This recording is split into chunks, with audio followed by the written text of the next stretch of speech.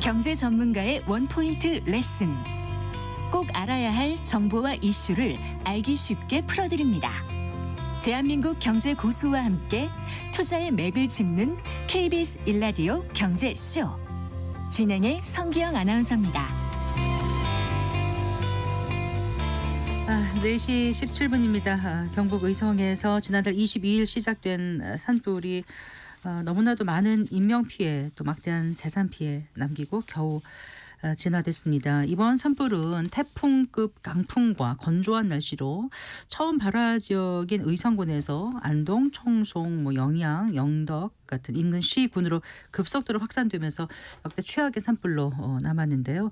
이렇게 최악의 산불 사태가 벌어진 원인이 무엇이고 또 인명피해는 물론 막대한 재산에까지 피해를 입히는 이런 안타까운 사태가 벌어지지 않기 위해서 무엇이 필요한지 오늘 전문가와 함께 자세한 얘기 나눠보겠습니다. 고기현 한국산불학회장 스튜디오에 모셨습니다. 반갑습니다. 네, 고기현입니다. 네, 요즘 많이 바쁘시죠.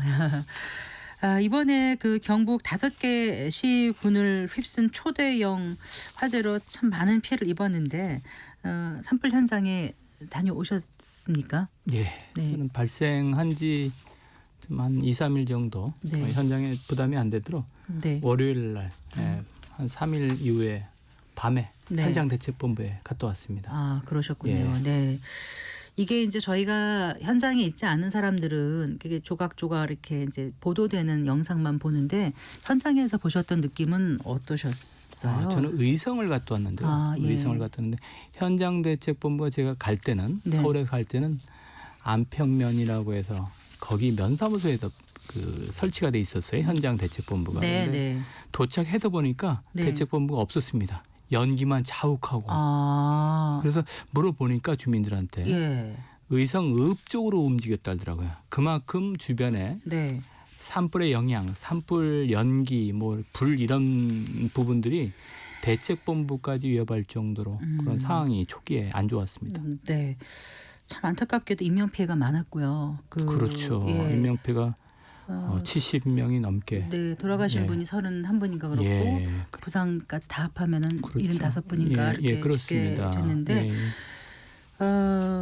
부상 당하신 분들 빨리 회복되시기를 바라고요. 그 파악된 피해 규모가 지금 1조 원이 넘을 거라고 하더라고요. 예. 어떻게 추산해서 이렇게 1조 원 넘게 지금 나오는 건가요? 지금 피해 영향 구역이 있는데 주로 피해 영향 구역은 산림 지역을 중심으로 해서 이렇게 파악을 하거든요. 그래서 보면 한 4만 8천 헥타르니까 서울시 면적이 한 6만이 넘죠. 6만 헥타르 넘죠. 그러니까 3분의 2가 훨씬 넘습니다. 서울시 면적의 3분의 2. 예. 그만한 면적들이 피해를 입었고요. 예. 주택 피해 이런 것들 하면 굉장히 많은 3,900 네. 채가 이렇게 피해를 전소 완전히 타버린 것도 3,900 그 채가 넘으니까 네. 굉장히 그 피해 면적이 많을 텐데 산림 지역은 아마 정확한 조사가 이루어질 겁니다. 네. 왜냐하면 공중에서 이제 대략적으로 한 거기 때문에 정확한 이런 추산이 곧 이루어질 거고요. 주택 피해는 비교적 금방 해서 우리 말씀하신 것처럼 1조 원이 넘을 것 같습니다. 네. 이번 영남 지역 산불은 정말 전대미문의 재난이라고 할 수 있지 않겠습니까? 재산 피해 규모가 2022년에 그 울진 삼척 산불이 있었지 않습니까? 그때보다 훨씬 많은 거죠? 예, 저도 그때 22년도에 갔다 왔는데 네. 많은 주택들 또 시설들이 좀 피해를 입었거든요. 그때보다 지역이 이제 울진 같은 경우는 한 지역에 이제 머무르는데 네. 의성, 안동, 북쪽 안동, 예. 또 청송, 영덕, 영양 예. 많은 지역에 5개 시군에 걸쳐 있었거든요. 네, 네. 피해가 많은 그런 형편입니다. 네. 이 화재가 그 이제 열흘 정도 지속된 거죠. 예, 네. 그렇죠. 예. 그래서 이제 이번에 그 주불이 잡힌 후에 역대급 피해를 입힌 그 영남 지역 산불의 최초 발화점이 이제 의성 그 산불의 원인이었던 성묘객인가요? 예. 네. 일단 좀 체포됐다고 하더라고요. 예. 대부분 산불이 이렇게 담배라든가 담배불이라든가 성묘객의 실수로 벌어지는 경우가 많습니까? 그렇습니다. 대부분 알다시피 외국의 산불 같은 경우는 이제 그 번개나 네. 이런 자연적으로 발생하는 경우도 간혹 있는데 대한민국 한국의 산불은 대부분 사람이 이제 실수나 고의는 많지는 않겠죠. 예, 실수로 인한 게 90% 이상. 정말 그런가요? 예. 외국은 그런 경우가 별로 많지 않아요. 실수가 실화라든가 이런 게 별로 많지 않아요. 사람의 인적 요인이 많긴 많습니다. 제가 말씀드린 거는 네. 번개나 이런 나무가 부딪혀가지고 일어나는 것도 사람이 살지 않는 지역은 있습니다. 근데 네. 한국은 그런 경우가 밝혀진 게 없습니다. 거의. 그래서 사람에 의한 그런 어떤 행위에 의해서 발생을 했다고 보면 되는데요. 네. 저는 이제 산불 진화와 별도로 해서 네. 1년에 500건 이상의 산불이 나거든요. 그렇게 많이 납니까? 네, 그렇습니다. 예, 그래서 원인에 대한 조사 또 조사 결과에 따라가 증거 수집하고 증거 수집해서 이 가해자에 대해서 법적 책임 네. 또 법적 책임은 형벌이 있을 수가 있잖아요. 예, 징역이 있을 수가 있는데 이런 부분들은 개인의 문제로 해서 이렇게 인신 구속이 될 텐데 이것보다 더 아마 본인들 가족한테는 부담이 되는 게 손해배상일 겁니다. 손해배상은 재산상 피해 네. 또 진화비용까지 또 많이 청구가 되거든요. 그래서 네. 실제로 억대가 넘는 그런 가해자에 대한 처벌이 네. 이 손해배상에 대한 청구가 된 적이 있거든요. 그래서 있었습니까? 예, 있었습니다. 네. 예, 그래서 그런 부분들을 언론에서 많이 홍보를 해주시면 좋고 그래서 이런 그 산불 시기에 산불이 위험할 시기에 4월 5월 때 이런 부분들을 이런 불필요한 행위들에 대한 위험성들 또 네. 저는 뭐 좀 심하게 말하면 이렇게 피해에 대해서 확인돼서 처벌받으면 거의 폐가망신할 정도의 이 규모를 청구를 할 수 있습니다. 기관에서. 네. 그러니까 불조심을 해야겠죠. 네. 해외에서는 한순간에 그렇게 하고 있나요? 실수해서. 어떤지 궁금합니다. 다른 나라는요. 산불을 실화든 무슨 뭐 어떻든 간에요. 외국에서도 가해자에 대한 처벌은 엄격한 걸로 돼 있고요. 네. 한국의 경우에는 뭐 저는 사실은 이 진화에 많이 신경 쓰고 네. 가해자에 대한 확인, 네. 증거 수집 따라서 적당한 처벌들이 증거 수집이 사실 좀 어렵다는 게 그 현장이 훼손되다 보니까 증거 산에서 그렇지는 CCTV가 않습니다. 뭐 네. 있지 않고 이러다 그렇지는 보니까 않습니다. 네. 이 가해자는 경황이 없거든요. 네. 예, 통상적으로 보면 그래 불피운 행위에 대해서 네. 처리를 하지 않고 신고를 하거나 또 뒤로 네. 또 이렇게 자리를 이탈하는데 네. 증거들을 빠른 시일 내에 파악을 하면 파악이 충분합니다. 경황이 없어 자리를 뜨거나 네, 하는 그렇죠. 경우가 많기 때문에 오히려 그래서 증거를 체증하기가 더 그래서 제가 용이할 수도 당국한테 있다. 말씀드리는 거는 수많은 인원들이 진화를 하는 것도 중요하지만 가해 원인에 대해서 소수 정예 네. 조사 감식반을 투입해서 산불 진화와 별도로 조사 감식을 해서 네. 가해자에 대한 법적 책임을 물어야겠다. 형벌 만능주의는 아니지만 이게 너무나 많은 인명 피해와 재산 피해를 입히는 만큼 거기에 대해서 정말 엄중한 죄다라는 걸 인식하면 그렇습니다. 주의할 거라는 차원에서 그런 말씀 주신 거로 그런 이야기입니다. 알겠습니다. 이 발생 횟수가 전 500회요 1년에 깜짝 놀랐거든요. 네, 500건이 넘습니다. 근데 그 이번처럼 큰 산불, 대형 산불의 경우는 어떻게 좀 속수무책이라는 생각이 들 정도거든요. 그 불길 화염을 봤을 때 정말 충격적이었거든요. 근데 이 이유 중에 하나가 기후 변화가 원인이다라고들 하더라고요. 그 얘기 좀 해주실까요? 기후 변화는 많은 부분에서도 이야기가 되고 있죠. 많이 이야기가 돼 있는데 그 산불의 발생이나 발생할 때 이제 세 개의 요소가 이제 개입을 하거든요. 네.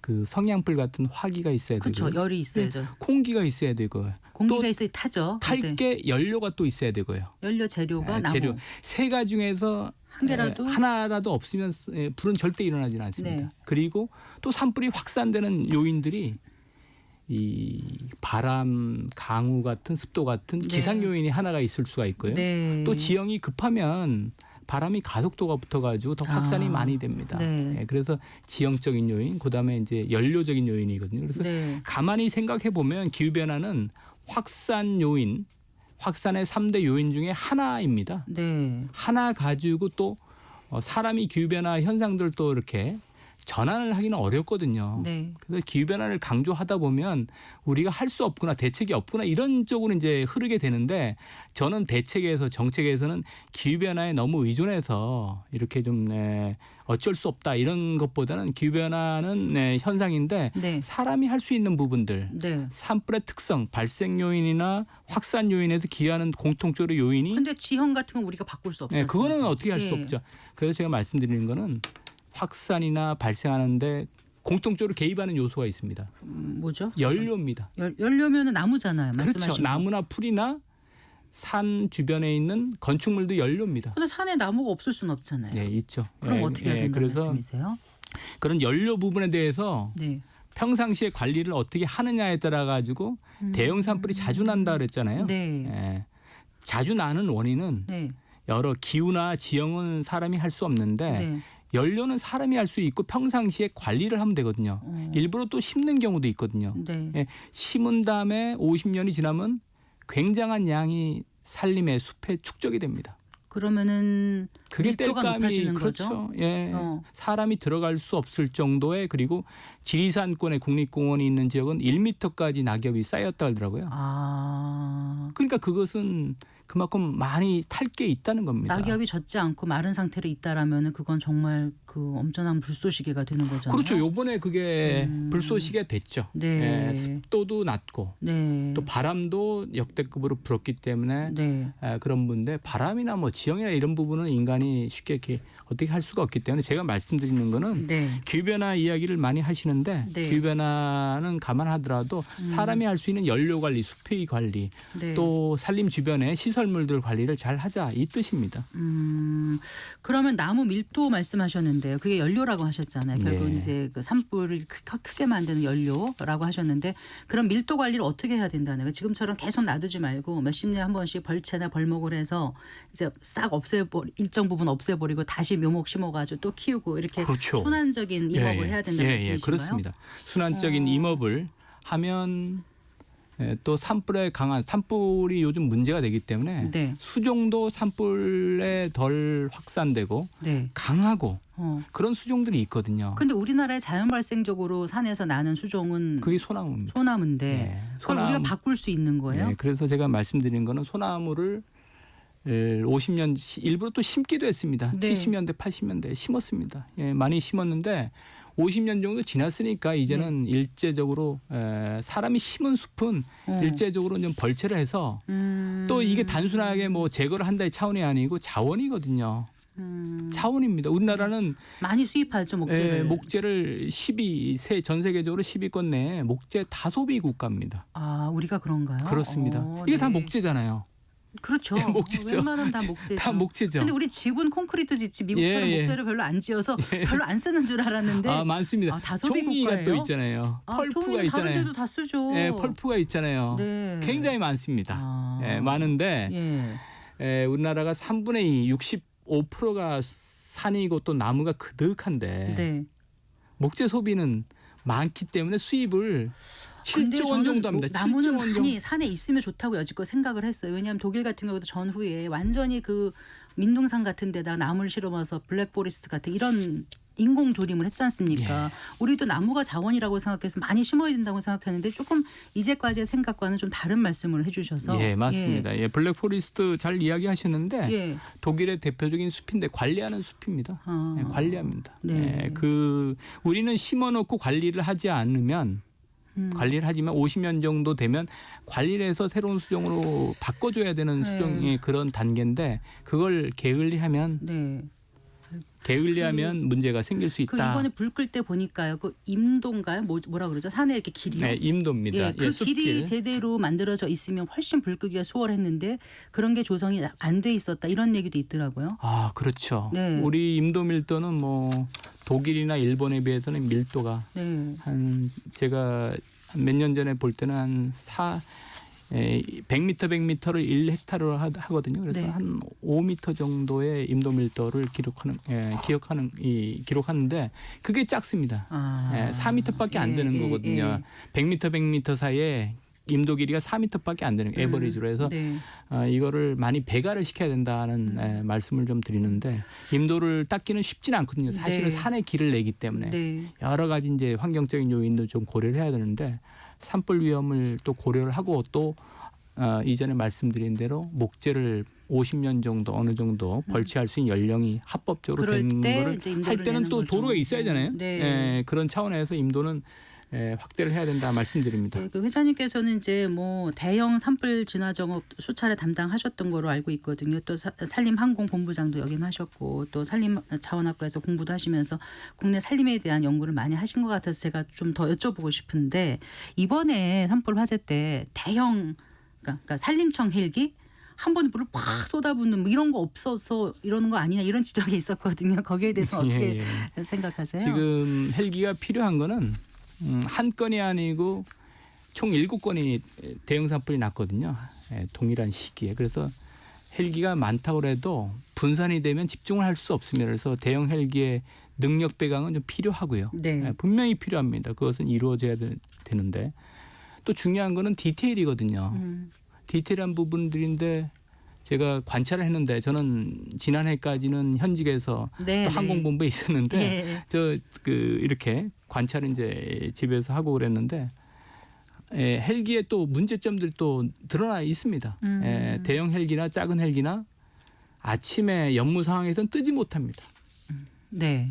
그래서 너무 아까운 시간들을 다 놓치는 헬기가 거죠. 수십 대가 있는데 네. 뜨지 못하거든요. 그래서 헬기를 도입할 때 이제는 사람의 시계 비행, 네. 육안으로 비행하는 게 대부분인데 사람의 육안으로 하는 비행은 한계가 있기 때문에 네. 전자기기를 도입해서 이제 하고 연모가 그득해도 센서를 할 해도 수 있게. 그렇죠. 예. 그리고 이제 계기 비행의 형태로 해서 해야 된다라는 얘기를 드리고 그렇군요. 또 이제 소규모 산불도 그렇지만 야간의 산불도 대비를 해서 네.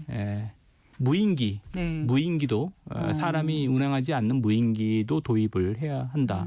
근데 헬기만이 능사가 아닌 게 결국 지상 진화 인력이 굉장히 중요한 거 아닐까요? 맞죠. 네. 맞죠. 이 산불은 그 군 그 전쟁하고 비슷합니다. 최종 그 전쟁의 승자가 보병이 하듯이 헬기는 화세를 잡는 겁니다. 천도의 화세를 잡아주기 위해서 헬기가 필요하거든요. 예. 접근을 못하니까. 예. 마지막에 잔불 뒷불은 헬기가 못하는 겁니다. 사람이 해야 됩니다. 그렇게 해서 많은 인원들이 필요한 거거든요. 지금은 많은 감시력들이 빠졌지만 며칠 전까지만 해도 주불은 잡았어도 네, 아직 그 지역 잔불은- 감시를 해야 돼서 네. 감시원들이 많이 있었습니다. 예. 그럼 아까 소나무 대신에 그럼 화렵수 이런 걸 심는 게 더 좋은 거예요? 어때요? 화렵수도 자연 침엽수도 타지 않는 나무는 없습니다. 그렇죠. 타지 않는 나무는 타지 않는 없습니다. 나무는 없다. 타지 네. 않는 나무는 없습니다. 다만 연료의 나무 수종별 특성이 다릅니다. 특성이 네. 다르기 때문에 빨리 네. 타고 오래 타고 이런 문제점이 이제 소나무에 지적됐기 때문에 자연적으로 자생하는 소나무는 어찌할 수 없거든요. 그것은 소나무가 잘 자란 토양이 있습니다. 네, 네. 그런 토양에서까지 소나무를 억제할 수는 없지만 일부러 심는 나무 그리고 일부러 심는 나무는 다른 내화 수종으로 좀 바꿔줘야 되고요. 네. 50년 정도 지난 경우에는 벌채를 해서 전화 지금 받으시면 안 돼요. 괜찮습니다. 괜찮습니다. 이게 바꿔야 된다 사실 말씀드립니다. 단번에 지금 해결될 수 있는 게 아니잖아요. 지금 여러 가지 지적을 해주셨어요. 저희가 그동안 생각하지 못했던 몇 가지 이렇게 짚어주셨고 그런데 이제 우리가 흔히 말하는 시스템이라는 걸 얘기하지 않습니까? 진화 시스템 이런 건 좀 잘 갖춰져 있는 건지 그런 것도 궁금하고요. 아니면 어떤 방향으로 좀 체계를 마련하면 좋겠다 이런 생각을 현장에 계시거나 지금 이제 또 학회장으로 일하시면서 생각하시는 부분이 있을 것 같아요. 그 얘기 좀 해주세요. 저도 95년도에 이제 산림청에 입사해서 산불 네. 업무도 하고 또 2017년도에 강릉의 큰 산불 때 경험하고 울진 산불 대형 산불을 많이 경험을 했는데 네. 대책들이 없는 게 아니라 나왔습니다. 네. 개선된 대책들이 좀 나왔는데 많은 컨트롤 타워에 대한 문제도 있고 뭐 또 장비 보강에 대한 문제도 있었는데 저는 이번에도 뭐 대책에 대한 이야기들이 나올 텐데 대책의 중점은 방점은 현장에 둬야 된다는 얘기를 좀 드립니다. 현장에. 그게 어떤 현장의 의미시죠? 진화대원들이 고령화되고 있거든요. 아하. 현장의 헬기들이 예. 산불 연기로 해서 뜨지 못하거든요. 이 문제를 어떻게 해결할까? 지상 인력의 이런 장비 문제들, 고령화 문제들, 네. 헬기의 그런 헬기의 파워풀하지만 헬기의 한계들을 어떻게 극복할 것인가에 이런 내용들을 현장의 이야기를 많이 듣고 이런 네. 부분들을 시장 군수님이 지휘권자이기 때문에 지휘권자를 돕는 체제로 해서 컨트롤 타워도 더 지원 체제로 좀 가야 된다 이 말씀을 드립니다. 그래서 네. 많은 대책들이 나왔지만 이런 부분들이 이 현장에 진짜 애로사항들 이런 것들을 해소하지 않으면 지금처럼 계속적으로 대책을 세우고 또 피해는 또 피해대로 있고 이런 것이 안타깝기 때문에 네. 그런 알겠습니다. 대책들이 좀 충분한 대책들이 나왔으면 좋겠습니다. 네. 어디선가 칼럼 쓰신 걸 제가 봤는데요. 재난은 무차별적으로 다가온다. 예. 그 위험 지역 주민들이 이제 대피하지 못한다고 해서 뭐 산사태나 산불 같은 게 뭐 경로를 바꾸는 건 아니지 않습니까? 그래서 그렇죠. 어떤 위험이 닥쳤을 때 재산 피해도 물론 걱정이지만 일단 인명은 건져야 되지 않겠습니까? 예, 예. 소중한 생명을 지키려면 어떻게 대피해야 될지 평소에 좀 그 산 지역에 사시는 분들은 좀 생각을 해두셔야 될 것 같다는 생각이 들고 그런 거에 대한 훈련 같은 게 좀 있었으면 좋겠다는 생각도 예. 해봤어요. 인명 피해들이 좀 있었는데요. 특히 노령층을 중심으로 해서 네, 저는 정책에서 그런 예방 정책들을 철저히 좀 해야 될 것이라고 생각합니다. 진화를 하다 보면 지금 기후 변화와 연료 문제와 복합이 돼가 대형화되거든요. 네, 그래서 불이 안 나는 그런 캠페인, 불이 안 나는 정책들, 네, 또 이런 산불 조심 기간 동안에 지역 일선에서는 시군 지역별로 리동 단위별 마을 지도자를 또 활용해서 이렇게 산불 발생 요인들을 좀 차단하는 정책들이 좀 필요하거든요. 네. 예, 그런 부분들을 해야 되고 또 산불의 위험이나 또 산불뿐만 아니고 지금은 산불이지만 산사태도 이제 피해 입어서 예. 경기도권에도 있었는데 네. 그런 부분들을 정책 차원에서 위험 지역에 대한 부분들을 좀 사전에 파악해서 네. 위험 지역을 좀 회피를 하고 네. 위험 지역에 어떤 건축물을 지을 때 네. 그거를 좀 정보를 제공하는 그런 제도가 있었으면 좋겠습니다. 네. 그거 없이 그냥 시설물 또 사람들이 살고 그러면 기본적으로 이제 산 밑에는 지가가 싸거든요. 네. 지가가 싸니까 쉽게 접근을 할 수 있는데 또 50년, 100년 또 주택을 해야 되는데 이런 산불 피해가 너무 안타깝거든요. 산불이나 또 산사태나 이런 피해도. 그래서 당국에서 그런 위험도에 대한 부분들을 좀 데이터화해서 네. 주민들한테 국민들한테 좀 알릴 필요가 있다 말씀을 좀 드립니다. 네. 그런 부분들이 향후에 피해를 줄이는 데 도움이 되지 않을까 생각됩니다. 네. 말씀 잘 들었습니다. 고맙습니다. 예. 고기연 한국 산불학회 학회장과 얘기 나눠봤습니다.